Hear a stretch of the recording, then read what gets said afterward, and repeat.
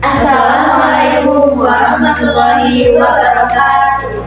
Perkenalkan, kami dari kelompok 6 yang akan mempresentasikan hasil terkait diskusi kami. Sebelumnya, perkenalkan kami dengan anggota. Saya Nanda dari Salsabila dengan NIM 5. Saya Wadila Mazila dengan NIM 47.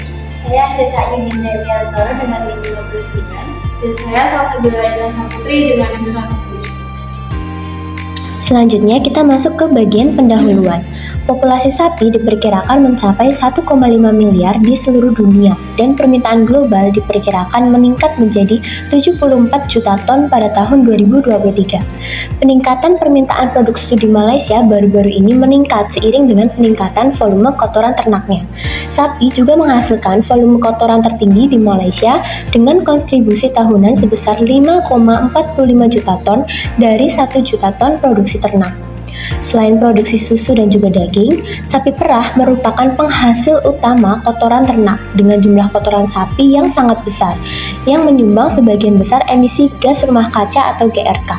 Selain itu, teknik pengelolaan limbah kotoran sapi yang tidak tepat telah mengakibatkan lepasnya patogen berbahaya, GRK, dan juga amonia di udara sehingga akan menimbulkan permasalahan lingkungan.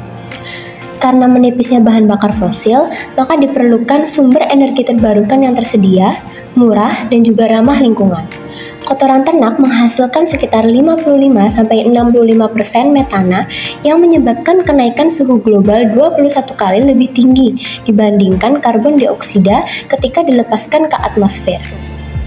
Kotoran ternak merupakan bahan baku yang baik untuk biogas kayak metana, karena ia itu memiliki bakteri metanogenik yang diperlukan untuk pencernaan anaerobik dan dapat digunakan sebagai substrat atau inokulum. Biogas dengan kandungan metan yang tinggi diproduksi menggunakan berbagai bahan baku melalui pencernaan anaerobik, dan hingga 75% metana CH4 dihasilkan melalui proses tersebut.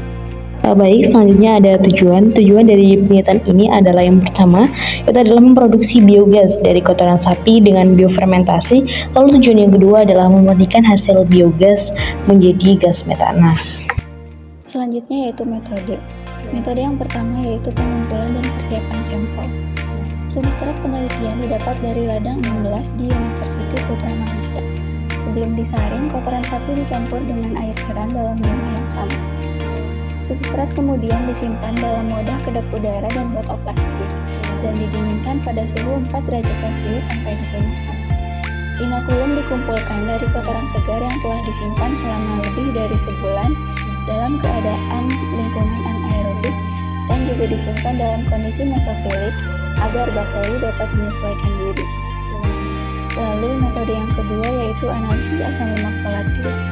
Metode yang ketiga yaitu uji aktivitas elektrokimia. Metode yang keempat, analisis keanekaragaman mikroba multiprimat. Dan metode yang terakhir yaitu pemurnian gas, di mana metode ini digunakan untuk meningkatkan kandungan metana dalam biogas, yaitu dengan menggabungkan unit pemurnian lain seperti penghilang hidrogen sulfida, biogas dengan kandungan karbon dioksida, dan hidrogen sulfida yang lebih rendah lebih disukai untuk memungkinkan penginjeksian biogas ke dalam jaringan gas bumi. Berdasarkan penelitian yang telah dilakukan, diperoleh hasil bahwa metana meningkat seiring dengan bertambahnya muatan organik substrat di dalam reaktor.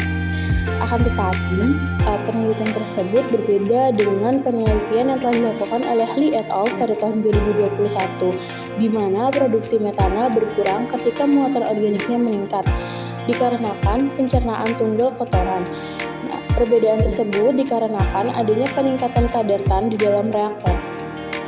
Oleh karena itu, perbedaan hasil kemungkinan disebabkan oleh nilai tan yang berbeda.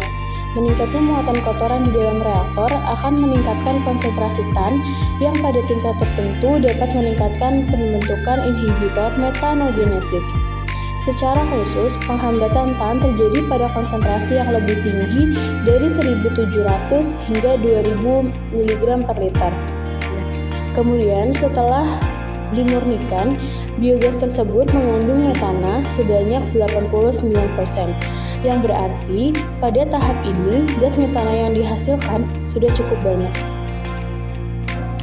Baik, selanjutnya kesimpulan yang dapat kita ambil dari penelitian kali ini adalah Berdasarkan percobaan diperoleh biogas yang mengandung karbon dioksida dan gas lainnya. Setelah pemurnian dilakukan diperoleh gas metana sebesar 89%.